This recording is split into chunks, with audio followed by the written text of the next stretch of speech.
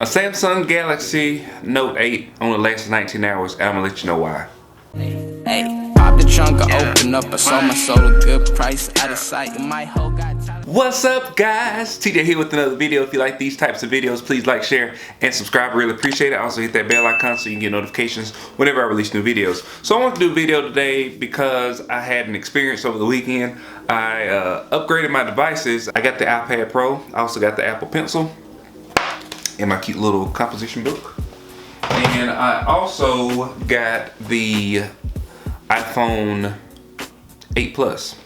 I didn't go with the iPhone X for a whole bunch of different reasons. But anyway, before that, prior, if we rewind to last week, I made the decision to switch from Apple to Android, specifically the Note device. Now, I've always been an Android person. I've talked about this in several of my videos. I've always been an Android person. I've always been a Samsung person. I've had the Note 8, I had the Note 3, then I had the Note 4, and that was like my favorite phone in the whole wide world.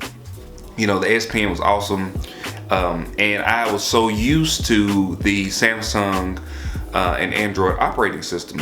Well, whenever I switched to Straight Talk, I wasn't able to, you know, get the Note phone. They didn't have it, so I had to switch to the iPhone. So once I got the iPhone, I turned into an iPhone user. You know, I got several different Apple products. I got the MacBook Pro, and then I also had the iPad Mini, as well as the iPhone.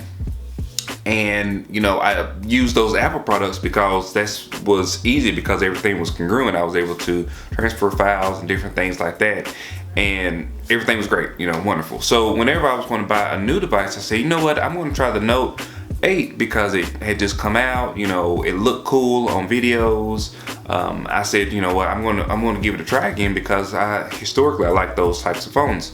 So anyway, got the Note 8, got it to my house, unboxed it, looked at it.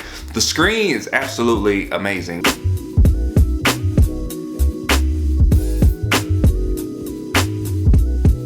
It's a very bright, deep, has really deep, like, saturated colors. I mean, it looks beautiful. The blacks are just, I mean, the blacks on the phone is just completely like pitch black. There's no shading or no light shading to any of it. It's not, you know, it's a really beautiful display, I will say that. One of the things that I didn't like was the rounded screens. I wasn't used to the rounded screens. Back when I had S-line devices, they didn't have the round screen, or the infinity displays, they call it. So I got the phone, and immediately I was faced with the problem. So if you never switched from Apple to Android, one of the major things is the iMessage. So when you have an Apple phone and you go down to iMessage, and I don't know if any of you noticed this, but if you are texting somebody and you see the blue bubble on there, that is iMessage, right? So what Apple does is, whenever you have a Apple phone, they put your phone number into what's called the Apple cloud system, and it associates your phone number with your phone number and your Apple ID with iMessage and FaceTime. So if I get on my iPad, I can do iMessage, and it comes just from TJ Lovelady. It just comes from me. It doesn't necessarily specifically come from my phone number. It just comes from TJ Lovelady. TJ Lovelady is the entity within Apple, and any Apple device that I use, I'm TJ Lovelady. And if I send a message or if I do FaceTime, it's just gonna come from TJ Lovelady, no matter which device I'm on. So whenever I switched to Android, my phone number was still associated with the Apple ID. So whenever I was texting people, they would get my text from my phone number, but they would not be able to respond to me if they had an iPhone, especially if they had a thread open with iMessage on it. And also, when they clicked on my name on the contact list, it showed that I had an Apple device, because it would have FaceTime and it would have iMessage on there. So, I tried to go through the deregistering. I did deregister, but I could not get it to work with several people's phones. It was texting me, I wouldn't get text messages. All right, so I said, you know what, maybe I'll give it a couple days and maybe it'll, work itself out. So then I got to the messaging, and this is a really big thing that if Samsung ever sees this video, I want them to understand this. Not necessarily Samsung, but Google. you need to work on a messaging app that is congruent across all of your devices. So every device that has an Android operating system on it, it needs to have one messaging device. That one messaging device needs to be able to send high quality photos and videos. I tried to send a 33-second video that I shot on my actually on the iPad, and I couldn't send it. I could not send it. I got on there, I tried to send it several different times, it wouldn't send, and I just kind of got annoyed because that's one thing that I like to do, especially being a content creator. I send videos quite a bit. I send them to just different people to look at, to give me feedback on it, and when you take away that ability, I can't use it. You know, I'm not productive anymore. And so I had to, you know, I just had to make that decision to just switch back because I couldn't do daily things such as, you know, such as actually utilizing the device for something that I do on a daily basis. So I did switch back to the iPhone 8 Plus, and I'm happy with it. You know, it's nothing really different from my iPhone 6 Plus. The only difference is, of course, like the button is a little bit different. It doesn't actually have a clickable button, but it does give you a clicking sensation when you touch it. It's like haptic feedback. And you know, it is real snappy. I do like the color quality. I do like the picture quality. It does shoot in 4K at 24 frames per second, 30 frames per second, and I think 60 frames per second. It also does the slow mode. You know, all the features that the Android device has, but just the thing that I could not get past was the iMessage. One of the other issues that I had with it was the storage. So of course with the iPhone, you can't take out the a memory card or put it in the memory card. You know, it kind of is what it is, whatever you get.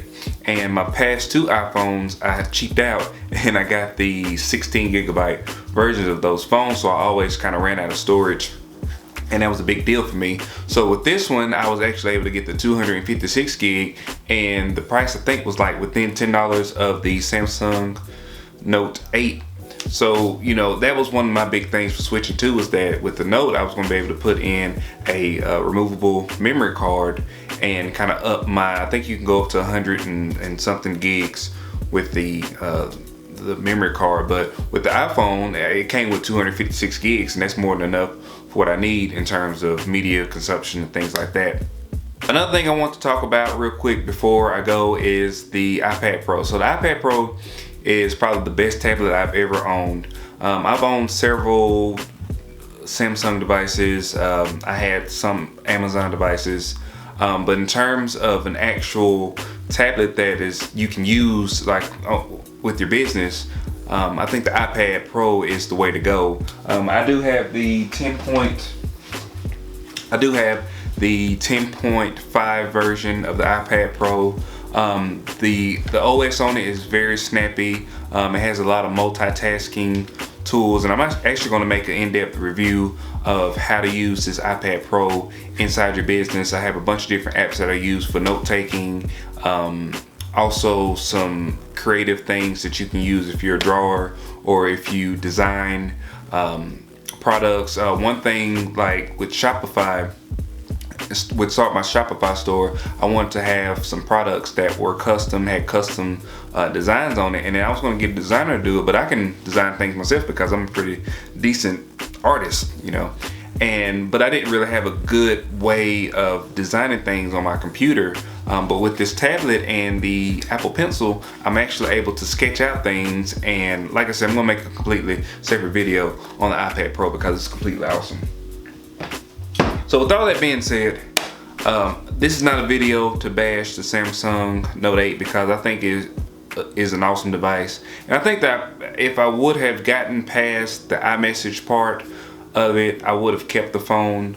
But Samsung and Google Android needs to really come up with a way to have a standard messaging app that you can use across all devices and where you can send video. I mean, you know, it's 2018, you should be able to send a 33-second video to anybody and it should be high quality. You know what I mean?